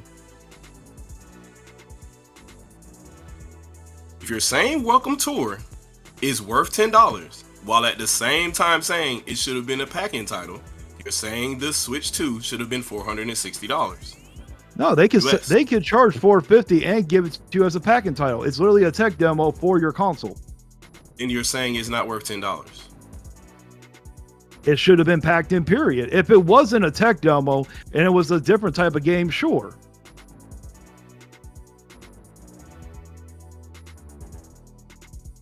Is it just a tech demo? Yes, it's just a tech demo pretty much. I haven't played it. I'm not going to play it. I refuse to play it. It's more than a tech demo. It is still a tech demo nonetheless. I really just said it's more than a tech demo. But you still acknowledge it's still a tech demo. No, because if it's more than a tech demo, then it's not a tech demo. If a tech demo is part of it, it still makes it a tech demo. What? In Super Mario Odyssey is a tech demo. Because when you swim in one of the levels there, that's literally the stress test that they use for Switch in production. When you sit there and see a picture of Mario Odyssey, you don't see a controller of the Switch, people walking around on the Switch. When you see that welcome tour, they literally have a picture of people walking around on the Switch Joy-Con itself. Okay, but that doesn't determine what a tech demo is. That's just how the game looks. A rational person's going to look at that and think tech demo. But we don't determine what a rational person is. That's a no true Scotsman fallacy. No, that's not. It's an opinion. It's because you're calling me unrational. I'm not calling you. I'm saying it's my opinion. No, you The said welcome a tour rational person looks like a would. tech demo. That's not a good statement to make. You're saying a rational person would say, I'm disagreeing with that. So you're calling me unrational? I guess. Probably shouldn't do that. I'm pretty certain earlier in the debate you said I was being disingenuous or something with my opinion. I can say it's kind of hard to understand what you were saying. Disingenuous is not weighing how much logic you have in a statement or saying that you're incapable of anything. And you sit there and said I was disingenuous, so you're not going to like that I said that you're irrational? Disingenuous is part of the logic. That's not talking about you as a person. Yes, it is. Oh. If I say the statement is disingenuous, that means that it's leaving out information that is not clear. Not you being disingenuous to the person, the statement is. And you could do that knowingly or unknowingly. A lot of the times it's not even up to you. It's not a personal attack at you. I'm saying the statement itself be fallacious because other people could be misled. Sorry, something popped up. Can you repeat what you just said? The entire point of this debate is the attack goes against the point, not against the person. So in me saying that a statement is disingenuous, i.e. not you, that statement is disingenuous. Other people can be confused either intentionally by you or unintentionally by you. Because you cannot know what's happening and it's still a thing. Okay, well, your statement was being irrational. How about that? My statement, okay, I'll take that. That's fine. My statement was irrational, but it's more than a demo. I would say, before you call it a tech demo, I would say it is a very, very detailed owner's manual. Okay, so do you think we should pay for an owner's manual? If you learn a lot from it, or do you think that an owner manual should be included with the product? What owner's manual comes with any product these days? Say again? What owner's manual comes with any product these days? You can open any game and let me know. With a game? What owner's manual? Sorry, your echoing's hard to understand you. What owner's manual comes with any product? Sandstorm, can you relay that, please?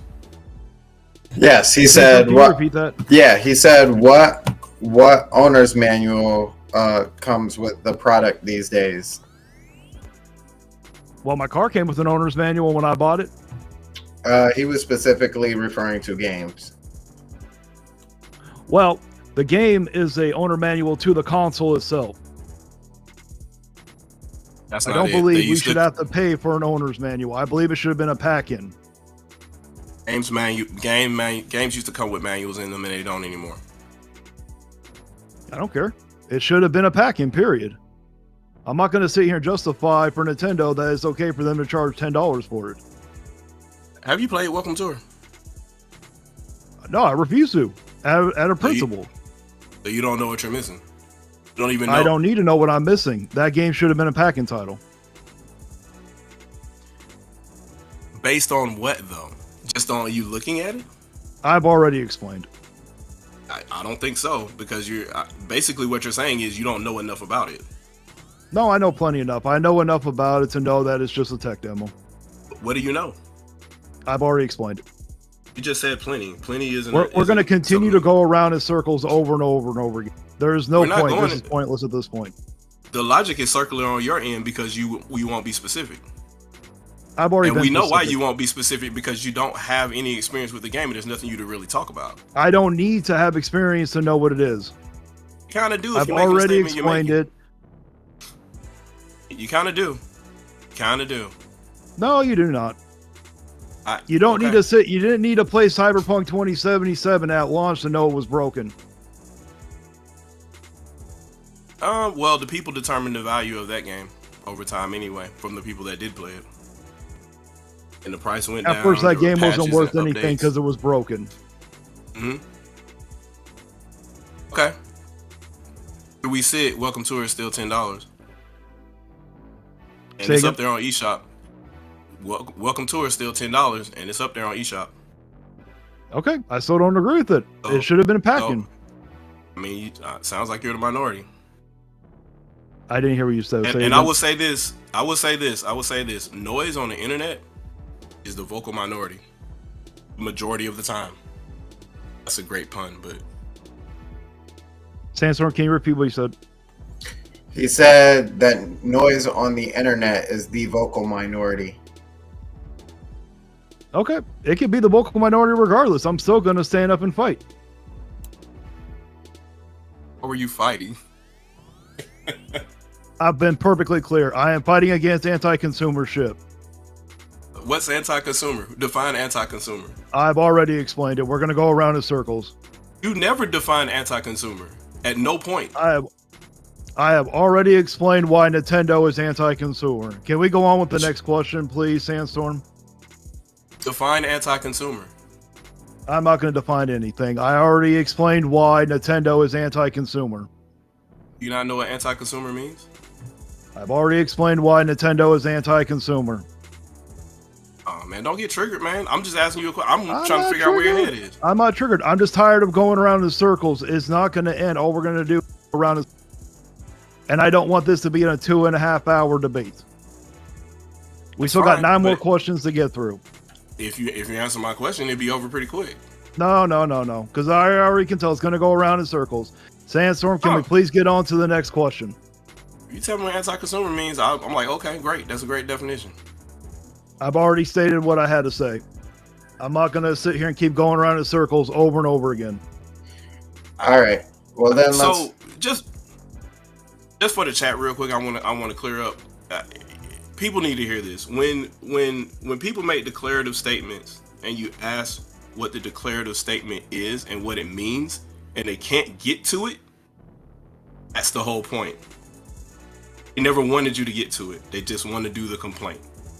And it's not just Vigilante here. I see this a lot.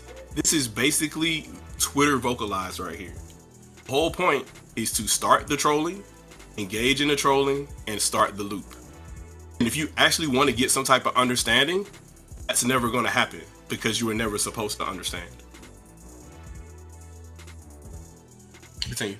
All right. So the next question actually comes from Andre. Shout outs to Andre, the game idea guy. Have you... Oh, that's not the question. Your question was further up, Andre. My apologies. Oh, this stuff moves so fast.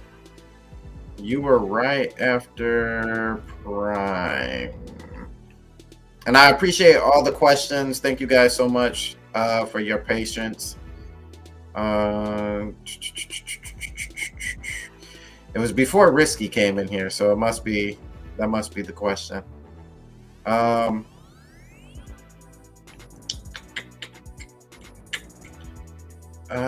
Nope, that's not it. Nope, that's not it.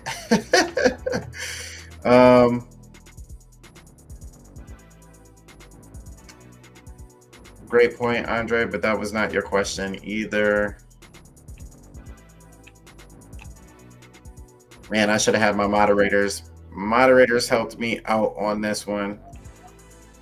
You just going through the chat? Yeah. And it might just be so, it might be so old that I can't even see it now. Because it would have been before. Did they at you, or did they just put? It would have been Andre, and it was right after Prime's question. I had started to write it down, and then I forgot. So while we're looking for Andre's question, did anybody else have a question in the chat?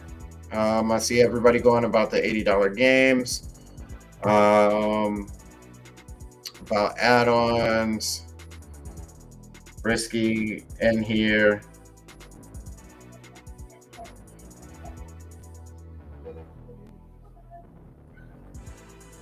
I have a serious question to deliver. Oh, are you a leafy clone? That's funny.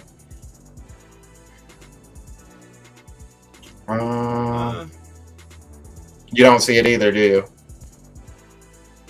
I don't see any. I don't see a question from him. I don't hear. So I'm looking at the live chat, so I don't know if okay. I scrolled past. Yeah, I might have scrolled past it. For Wilton asked the question: why do people feel like it's okay to? Oh, thank you, Wilton, so much. Thank you. That was the question. Thank you. Shout outs to Wilton 969. Appreciate you, bro. Why do people feel like it's okay to pirate Nintendo games while stating that they don't like Nintendo games? What do you think is the reasoning for that? Can you repeat the question again? Yeah. Why do people feel like it's okay to pirate Nintendo games while stating they don't like Nintendo games? What do you think the reasoning is for that? Okay, I'll go first. If someone is stating that they don't like Nintendo games, but they're also pirating and playing the games, they're probably wrong about that. They obviously love them if they're going to pirate them and play them. I don't know too many people that sit here and play a game and don't actually enjoy it. They can sit here and play a game and end up not liking it, but I don't know of people that go into a game saying, oh, I'm not going to enjoy it and then play it anyways. Don't know too many people like that. So that's the best way I can answer that question. All right, Shadow. Totally agree. That's exactly my take. That's 100% my take. Okay, hey, me and Shadow can agree on things. Yeah.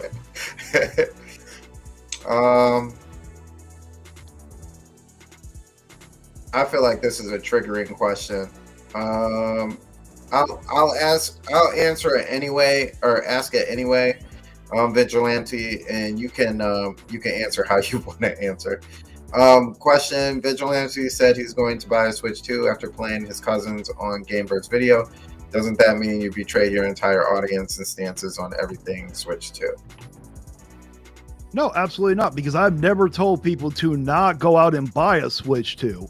I've always told people if you're going to buy one, go get one pre-owned. Now, if I was to go buy Mario Kart World, yes, that would make me a hypocrite, because I've always said do not buy Mario Kart World and we need to boycott that game. Okay. We got another question. Exodia says, does the gaming industry need... I'm going to assume that's communism? Yep. That's what they're trying to say. Okay. Does the gaming industry need some communism? I don't really talk about political stuff, so I'm going to have to pass on that one. I mean, it already happens. It just happens. It just happens at the top. That's a story for another day. But I think Sertan did. He said he found Andre's question. Who found it? Sertan squared. Oh, Right under JB's comment. okay.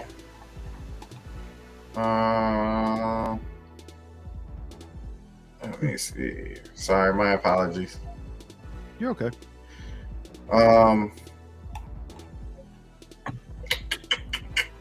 Oh, Lion Star says, my apologies. Lion Star says, so my question is, why can't we have a choice to pay for the expensive cartridge so the third parties don't have to?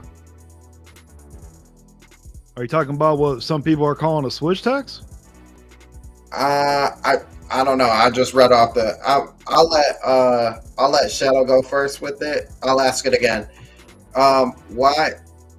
My question is, why can't we have a choice to pay for the expensive cartridge so the third parties don't have to? I think there's a company that's trying to do that. They're trying to be the middleman. Somebody put a tweet out a couple of days ago saying they want to be the middleman, and they're asking like all third parties to contact them or something. I think they're trying to be their own limited run or something like that. To where somehow they're able to do switch cartridge manufacturing. So they're willing to like publish with small studios and smaller publishers. I don't know what that is. I heard it on 2 or 3 YouTube videos. I haven't looked into the article myself, so I heard that going around. I don't know exactly what that's supposed to be, but at the same point in time about paying so the third parties don't have to. Why are we trying to bail out the third parties? That would be my other I'm question. confused too. That would be my question to ask back. But Yeah, I don't. Yeah, I'm not completely sure. I'm on gonna that have one to either. agree with Shadow on that one. I don't really understand the question, to be honest. Yeah, it was kind of sounding like why do they have to pay for the cartridges? Why do the third parties have to pay for the cartridges that they put the games on? And make it sound like we have to pay for the cartridges? Almost sounds like why can't we pay even more money for all of it is what it sounds like. Yeah, I'm already against that. So that's not gonna happen for me. You guys already know what my stance is. If I'm against $80 games, you know it's going to be even worse than that.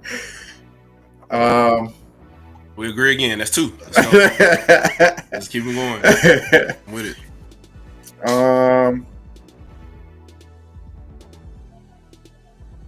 They asked, what is a diffuse map? A what?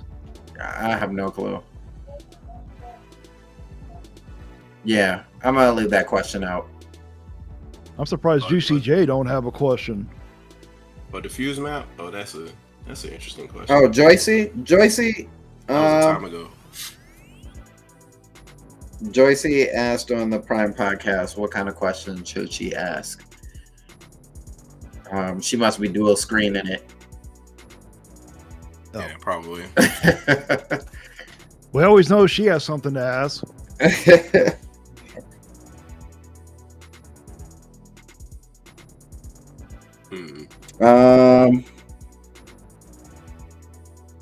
Let me see. I'm making sure there was no questions on primes that anybody didn't make it over for. If y'all have more questions, just go ahead and throw them in the chat now, I guess. And yeah, because we are at 1 hour and 50. I'll say in my chat, there's only 2 people really commenting back and forth. I think you guys know who one of them is, and then they're not even asking questions. Yeah, I can see on Restream, I can see everybody's chat. Oh, okay. With the exception of Primes because he's not like directly connected. So. Oh, okay, got you. Okay. So I just found out who flipping the switch is. Lion Star kind of elaborated a little bit. He said, well, some of us are willing to pay for the cartridge if it's fully on the cartridge. That's the point of a physical game. If the third parties are being too cheap to pay for. Oh, okay. I see what you're saying. I mean, I'll let y'all answer. I had my own opinions, but I'll let y'all answer. Basically, he's saying if it's going to cost that much anyway, I'm assuming, because of game key cards, why not just pay the extra money to them so they can put it on a physical cartridge? Shadow, you can go first because I don't really know how to answer this. I mean, it's basically the limited run thing, but you're doing it like I guess the publisher would have their own site or whatever. And if you wanted to buy a 64 gig cart or whatever from them, and you buy it and you kind of like prepay ahead of time, then they go and print the cart or print a limited number of carts or whatever based on how many orders they have, and then they deliver them kind of like on demand kind of situation. Oh, okay. Like that as a just, and they just charge a premium for that, so it may be up to $100 for a game, depending. But they just want it because they're a collector or whatever. I still see that happening. I still see some company doing that going forward. I don't think that'll be absent, to be honest with you.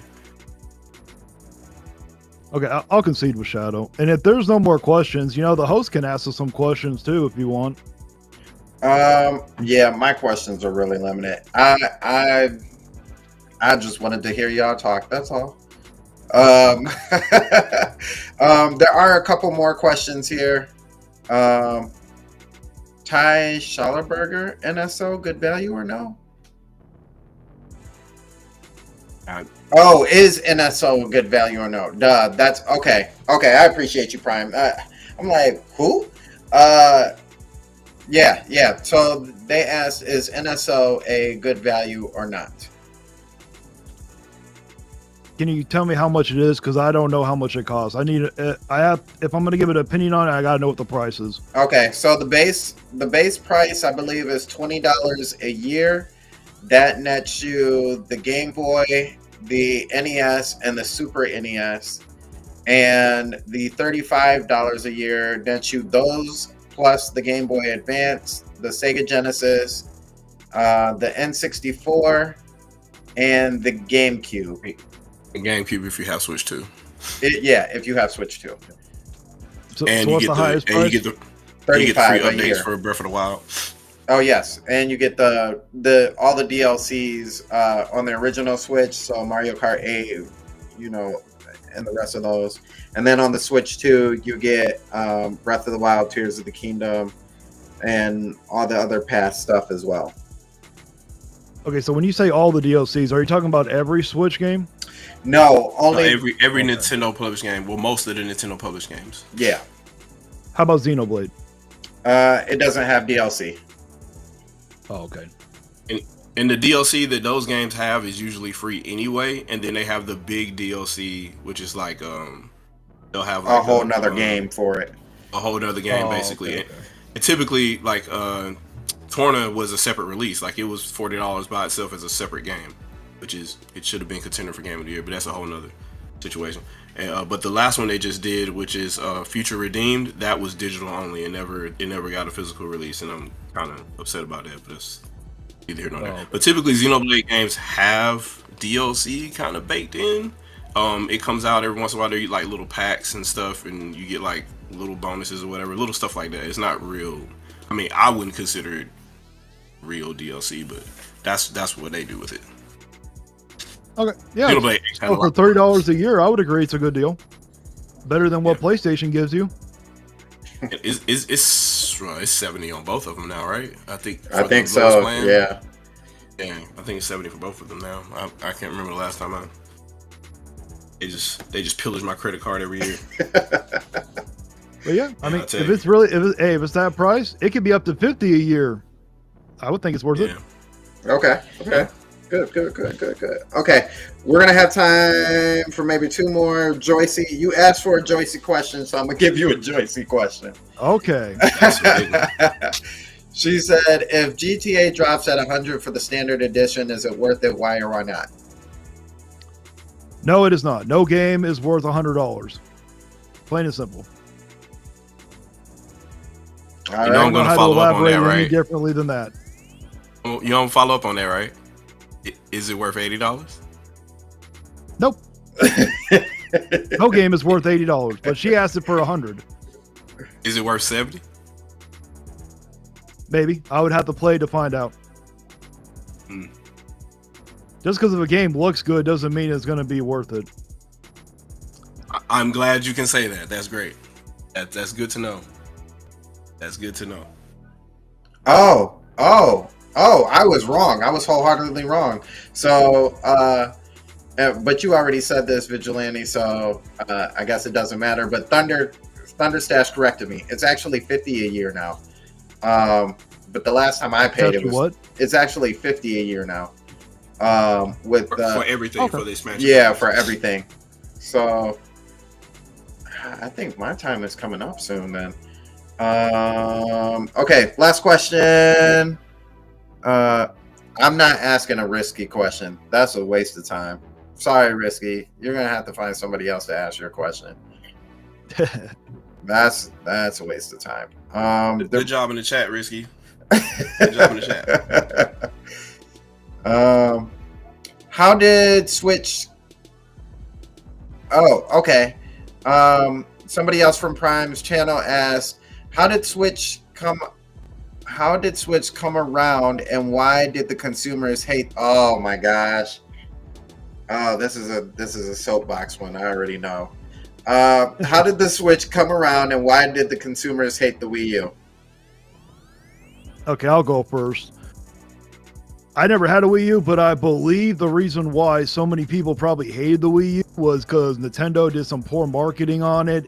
It looked like more like when I first saw the Wii U, I thought it was like on the box, it was an accessory, to be honest. That's what I honestly thought. And maybe that's the reason why, but I never played it, so I can't really sit there and say why people hated playing it or not.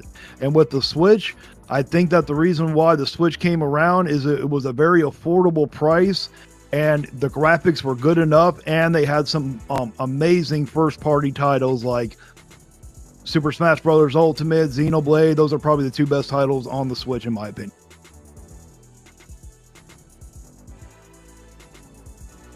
All right, Shadow, you wanna? Could you repeat the question? Repeat the question again? I didn't hear the last part. Yeah, it's okay. I think this was something that you've probably talked about a million times, so it's in your alley. How did Switch come around, and why did the consumers hate the Wii U? So basically, why did people end up liking Switch, and why did they hate the Wii U? Is that the question? Sounds about right. Okay, so here's the thing. People hated the Wii U because people told them to hate the Wii U.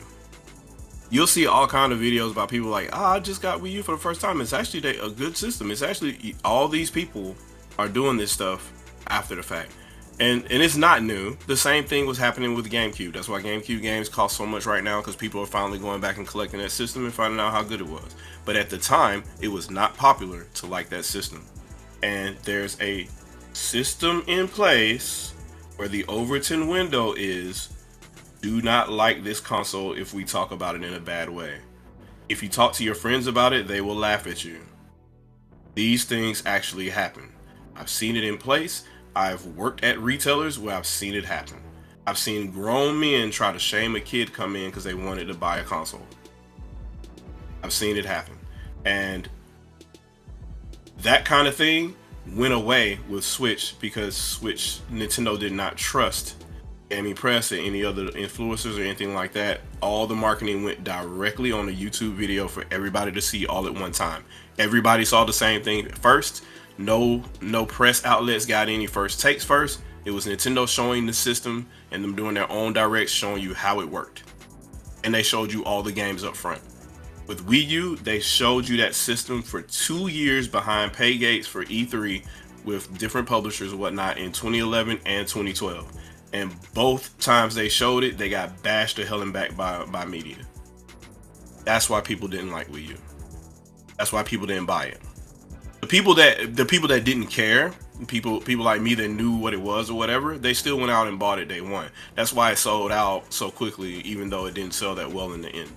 It still sold out day one. Switch, there was no excuses anymore. There was no IGN, there was no GameSpot, there was nobody, there was no Adam Sessler saying, I can't tell if this is an accessory or not. None of that was able to happen. They tried, they paid YouTubers and stuff to go out there and say, well, the Switch still has paltry storage, 32 gigs and whatnot. The same thing they were trying to say about Wii U, and they're like, no, you just put an SD card in and you expand it. Just like you could have bought any USB hard drive on Wii U. All that stuff went out of the window because people could see it and they could see the lives for what they were, and they fell on deaf ears. So that's why Switch took off, and Wii U did not. It was almost to spite what had happened with Wii U. Nintendo basically gave the entire industry a middle finger, and that's basically what happened. That's my take. I'll concede with Shadow. I don't know too much about the Wii U, so I'm gonna believe that he is saying the truth. All right, fair enough. All right, guys, that's all the questions that we're gonna take for now because we're at 2 hours and 2 minutes. I don't want to keep my guests longer than we already have. This was an epic battle. This was amazing. This is gonna go down in history as one of the most funnest times, especially on this channel. Thank you guys so much for coming through. Thank you everybody who's watching. Thank you everybody who's watching on Prime's channel. Thank you everybody who is watching on Shadow as well as Angry Vigilante's channel as well. Before we get up out of here, Vigilante, go ahead and throw out your channel and everything. Alrighty, my channel is the Angry Vigilante channel. I sit here and do reactions on Salty Fanboys, and so far for this debate, I thoroughly enjoyed it. I had a good time. I got no animosity towards Shadow or anything. I think he's a stand-up guy. He was very respectful.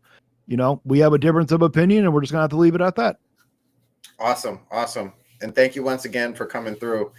We really appreciate you. Not ever. I won't even say often. Not ever have we ever had this actually happened on the channel. So it's great that you got to be the first person for us to actually have this kind of entertainment, man. Really appreciate you. Oh, you're welcome, man. Hey, I enjoy doing this kind of stuff. I don't back down from challenges, so I have no problem with it. All right, Shadow. So the first thing I want to do is I want to apologize to the chat and the audience, and the extended amount of people that are here. So I violated Rule 2. Allow the other to speak without interruption, and I apologize for that. I'm just thinking back now. I think I did that at least 3 or 4 times, so I apologize if I did that, and I apologize to Vigilante for doing that too. And number 3, neither of us could provide links, obviously, because of technical issues we're having right now, but that would have been good to do, to go through and kind of look at certain things or whatever and be able to pull up information. But yeah, we weren't able to provide that today, so I apologize for that. But other than that, yes, thank you for coming on, Angry Vigilante. I had a good time. It was great. Great discussion. Had a lot of topics to talk about. Obviously, there's differences of opinion and stuff like that. There's some stuff that I just cannot. If you just say it's your opinion and it's based on there's no argument there for a lot of that stuff. So, I appreciate everybody coming out, supporting the homie Sandstorm here, supporting the channel. Make sure y'all. I don't know how y'all got here, but like, subscribe, do whatever you got to do, whatever for. Make sure you support this guy's channel and the Winging It podcast, which we're on every Sunday. And my channel been dead. My uploads will come up whenever they come up, man. I've been working on stuff for a while, and just bear with me. I'm trying to get some stuff up for this unboxing or whatever it is I'm doing. I don't know what it's going to be at this point by the time I update it, but you guys will see it. So just enjoy it, and Shadowcast and Random, they'll happen whenever. I don't know. Who knows? Maybe I'll get Nintendo Prime on one again. We'll see. Until then, it's going to be more Shadow Storms. Yep. That's the way it's looking right now. All right. Thank you guys so much for coming through. We really appreciate you guys. If you liked the debate here. Oh, I guess we were about to leave before, and nobody was going to even say anything. What happened to the numbers? Sandstorm, what happened to the numbers? Oh, yeah, I am so glad you asked. Good numbers. So we have the numbers here. I know on whose channel is this? Is this Prime's? Yep, it's Prime's. So on Prime we have 83% Shadow to 17 Vigil, and on mine we have 80%. Okay, never mind. Okay, 80% Shadow to 20% Vigil. And I didn't do Twitter. So unfortunately, I did not get Twitter just because of the way that we had to stream this. I didn't need y'all looking at all the extra stuff.